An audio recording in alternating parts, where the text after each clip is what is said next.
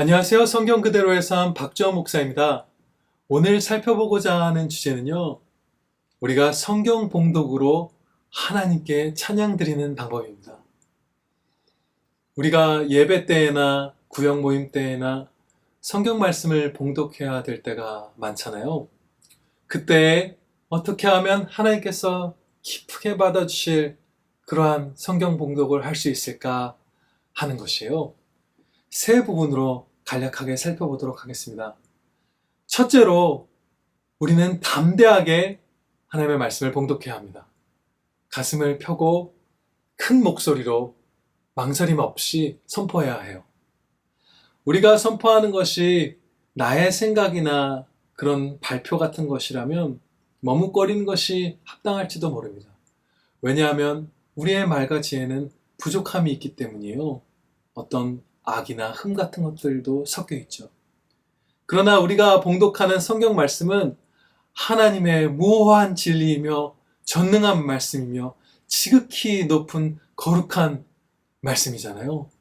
그래서 우리는 가슴을 쫙 펴고 큰 목소리로 봉독할 수 있는 것입니다. 두 번째로 지극히 겸손함으로 하나님의 말씀을 선포해야 합니다.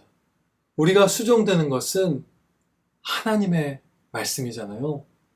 요한복음에서 예수님께서는 예수님 자신과 예수님의 말씀을 거의 동일시하는 가르침을 주시기도 하셨습니다. 그만큼 이 성경 말씀은 말할 수 없이 높은 거예요. 그래서 우리가 두렵고 떨림으로 하나님의 말씀을 봉독해야 합니다. 마지막 세 번째 실천은요, 사랑으로 마음을 다 쏟아서 봉독하는 것입니다.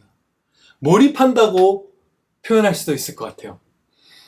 하나님의 말씀을 읽으면서 그 은혜로 인해서 목이 메일 것 같은 그런 마음의 막 약동함도 있어야 할 것이고, 때로는 기뻐서 웃음이 날 것 같은 때도 있어야 할 것이고, 때로는 그 주님의 용서하심이나 이런 은혜들에 감격하여 황송하여 눈물을 쏟을 것 같은 그런 마음을 우리가 가지면서 성경을 봉독해야 돼요.